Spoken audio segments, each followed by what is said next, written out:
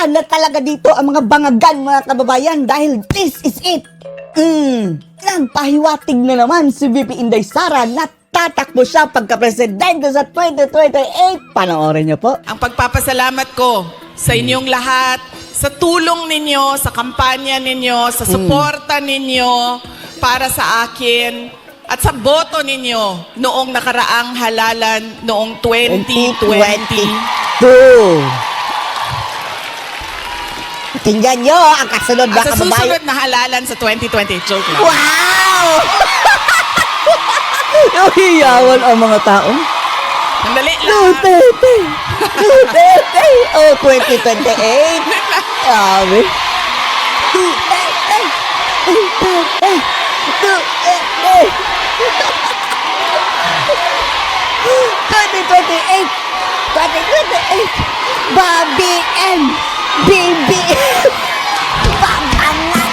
BBM! Celebration! What's up, yo? 2028!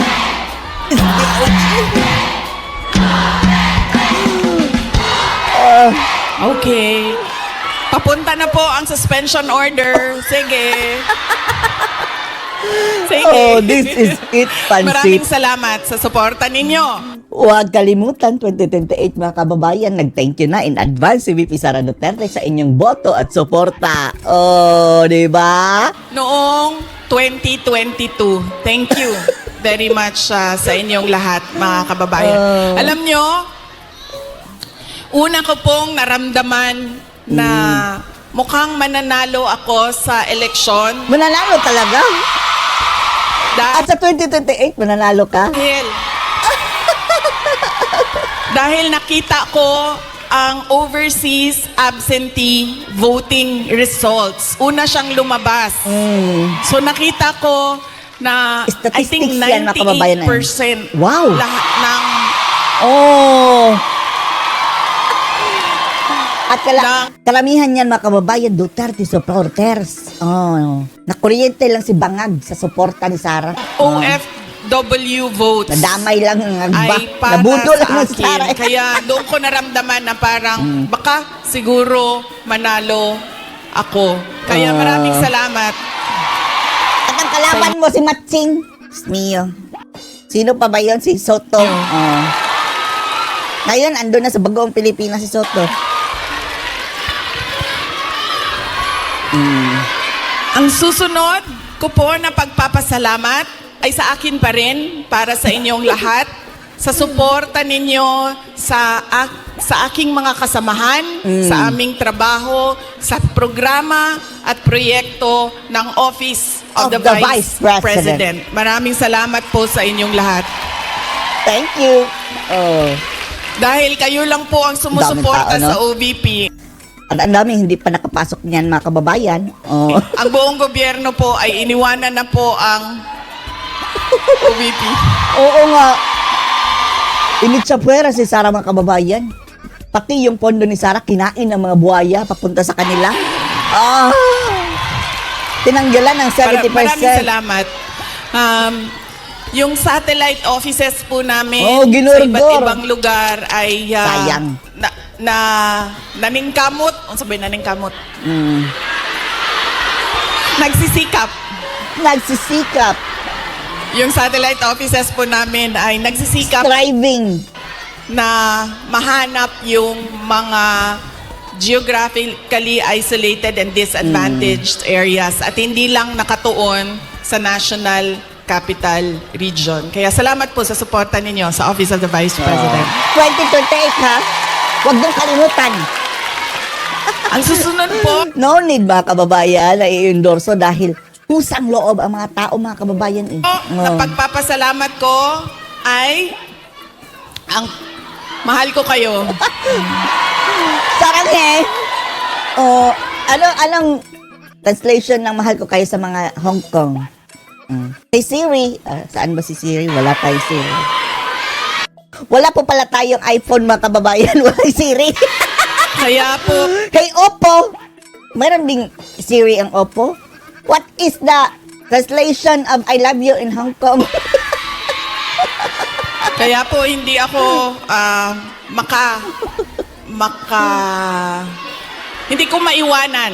Hindi ko Oo. maiwanan ang aking katayuan, tama ba? Pwesto? Posisyon. Posisyon. Dahil sa inyong lahat. Mm.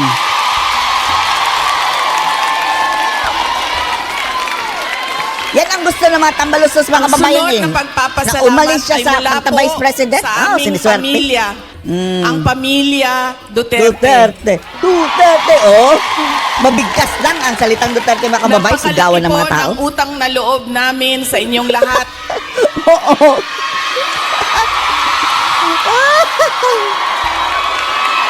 Tayo, in fairness mga kababayan, ang Pilipino ang nangangailangan ng Duterte. Dako kayo ang amo ang utang nga kabubuton kaninyong Utang na tanan loob, mga kaigsunan namo. Yang ugaling yan mga kababayan, ang hindi natin nakikita kay Bangag. Oh. Ungrateful si Bangag mga kababayan eh. Pagkatapos nanalo, itsapwera ang kanyang mga supporters at mga tumulong sa kanya. Oh, mabuti pa to si Sara. Hindi Sa nakakalimutan. pagkakataon na ibinibigay ninyo sa amin na makaserbisyo o makapagtrabaho sa ating pamahalaan. Sa oportunidad na ginahatag ninyo kanamo nga makasilbi sa ato ang nasod. The opportunity that you Maraming gave to salamat po us sa inyong to lahat. serve the country. Thank you so much.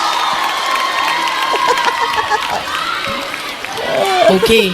So yan na po ang aking mga pagpapasalamat. Meron pa ba akong hindi na Maraming salamat, ma'am. Grabe Ang ang sunod. tao, no? Ay lilipat na po ako. What if no si Bangag ang nandyan mga kababayan? Siyempre, mayroon silang mga bayaran mga kababayan eh. Aayudahan nila mga kababayan eh, pero hindi ganyan ang klase ng sigaw. Parang mga robot mga kababayan na napilitan lang siguro.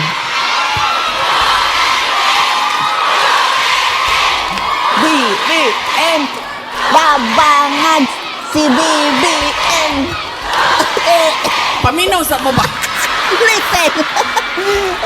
Joke lang mo. Oh, Alas 12 na. 12 nun? Alas 12 na. Kinsay magpakaon sa ato adin eh. Walang kain. No need. Diretso. Walang kain-kain na to. Oh. May Jollibee. May Jollibee daw, sabi ni ma'am. Jollibee. Para sa lahat. Okay. So, hindi daw tayo kakain lahat. Para sa bayan. Okay lang. Okay lang. Sige, okay lang. Oh. Kailangan ko din naman magpa-reduce. So, okay lang. Reuse.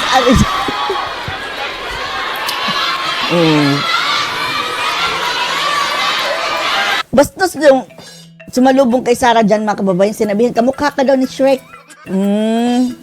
Propaganda yan ng mga dilaw eh. Fiona daw si mga kababayan, si Sara Duterte. Harapan talaga sinabi kay Sarah na kamukha siya ni Shrek. Wow. Ma'am, darating tayo dyan sa ayuda na yan, ha? Ayuda, Wait ayuda, lang. ayuda. Oh. Kasi, tuloy-tuloy ko na, ha? Ang susunod ko po ay ang dahil pagpapasalamat po ito kay PRRD, former President Rodrigo Duterte, ay Tapos, ugong-ugong ngayon mga kababayan, huhulihin na daw si Digong ng ICC. Ano na yan, fake news? Tingnan natin ha, dahil sumakay na rin ang mga taga-Malacanang mga kababayan eh. Na-ready na daw sila. Oh, nagre-ready na ang mga bangag. mag-share po, share ako sa inyo ng aking pagpapasalamat sa kanya. Medyo mahaba itong kwento na ito, so mamaya nyo na singilin yung mga suspension order ninyo. Alam nyo, isa lang, sa lahat-lahat siguro ng pagmamahal or generosity ni former President Rodrigo Duterte, isa lang ang stand out. Stand out. Iisa lang ang lagi kong pinagpapasalamat sa Diyos na ginawa ni Tatay Digong, ni former President Duterte sa akin. Wala. Pinatayan ang microphone. O, namatay lang ba? Microphone? Baka minagic ni Admiral. Ang lakas ng power ni Kokak, mga kababayan. Oh, umabot dyan.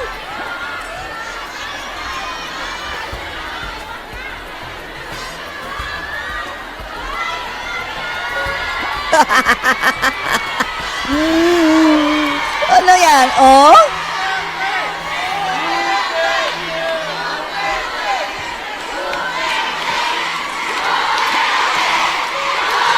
Grabe, mga tao, kababayan, ah.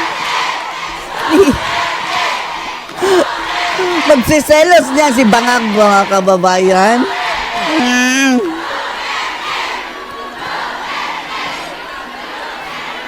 Malamig pala dyan, no? Nag-jacket sila, mga kababayan, ano? Hello? Okay na? Oh, hello?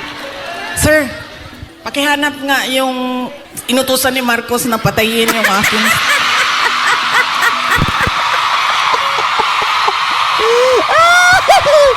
Pati dyan, nagpadala si Marcos Bangag, mga kababayan. Oh.